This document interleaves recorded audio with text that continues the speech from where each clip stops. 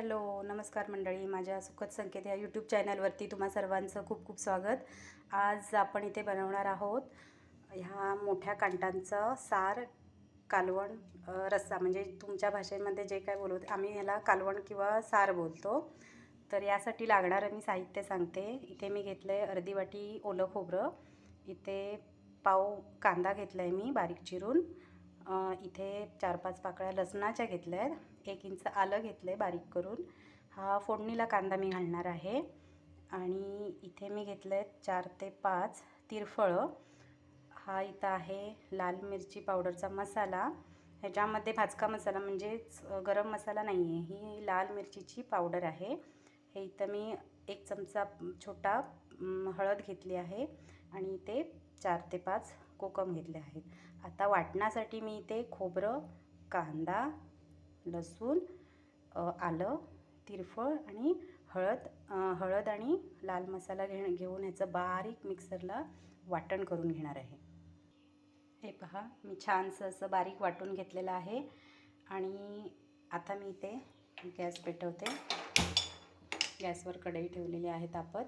आता यामध्ये थोडंसं तेल घालू फोडणीपुरता. माशाच्या कालवणामध्ये तेल जास्त घालत नाही, जसं आपल्या तरीच्या भाज्या वगैरे करतो तसं यामध्ये नसतं. ह्यामध्ये जस्ट मी आता हा कांदा घेतला आहे तो नुसता फ्राय करण्यासाठीच मी तेल घालते. कारण कांटा हा जो मासा आहे हा ऑलरेडी तेलकट असतो, म्हणजे त्याला तेल सुटतं. त्यामुळे मी इथे तेल अगदी पाव चमचापेक्षा थोडंसं जास्त तेल घेतलेलं आहे. मी या माशांना मीठ आणि हळद लावून ठेवलेलं आहे. आपलं तेल तापले. आता आपण यामध्ये इथं चिरून ठेवलेला बारीक कांदा घालूया.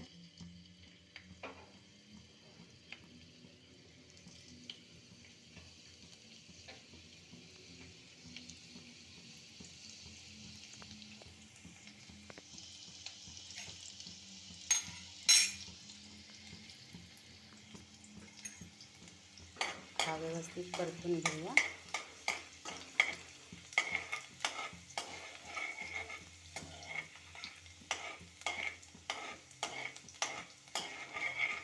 थोडा तांबूस झाला यामध्ये आपण हे जे वाटण वाटले ते आपण ह्यामध्ये टाकून घेऊ.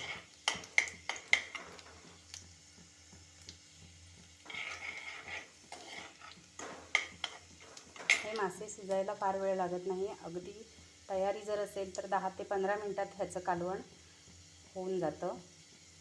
तर आता मी इथे गॅस बारीक करते. आपला कांदा तांबूस झालेला आहे आणि यामध्ये मी आता हे वाटलेलं कालवण घालते. गॅस थोडा बारीकच ठेवायचा आहे, कारण हे कालवण असं आपलं अंगावर उडू शकतं.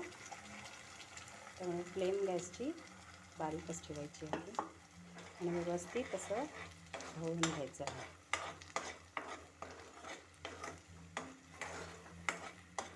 वास इतका सुंदर आलेला आहे.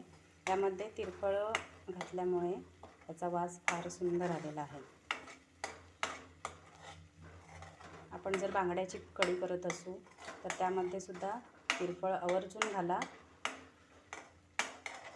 आणि मला चव नक्की कमेंट्स करून सांगा कशी लागते ती.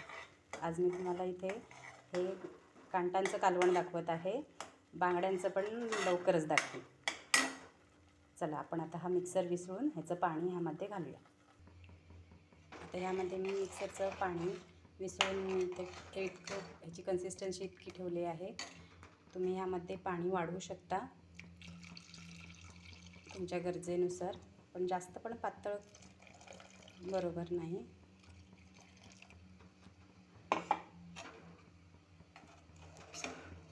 आता ह्याला एक उकळी येऊ द्या. ह्याला एक उकळी आली की मग यामध्ये आपण हे मासे सोडायचे आहे. हा मासा थोडा काटेरी असतो, पण ह्याची चव अप्रतिम लागते. ह्याचं कालवण भाकरी, भात ह्यासोबत छान लागतं.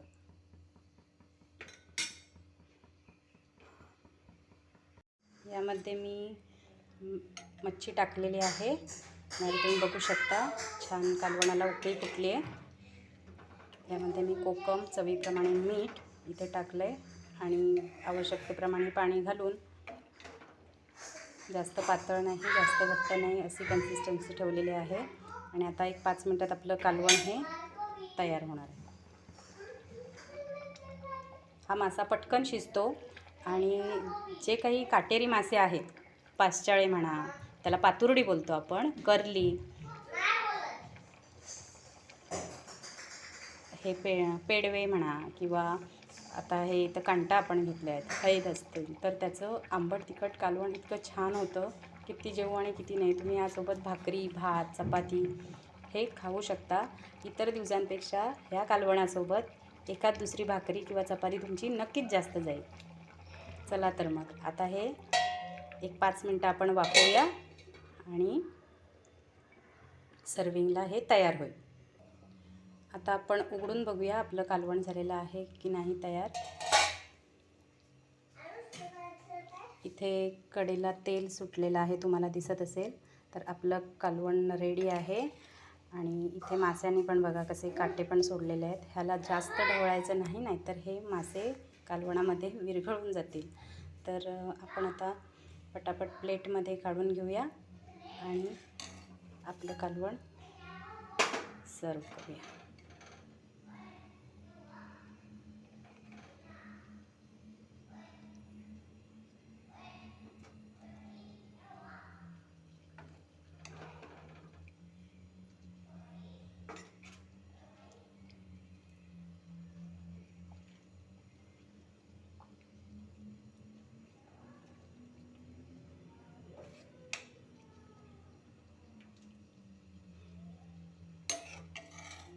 मी आता गॅस बंद करते. कालवण आपलं रेडी आहे. तुम्ही इथे पाहू शकता आपलं मोठ्या कांटांचं कालवण रेडी आहे. रेसिपी आवडल्यास नक्की लाईक आणि शेअर करा. थँक्यू.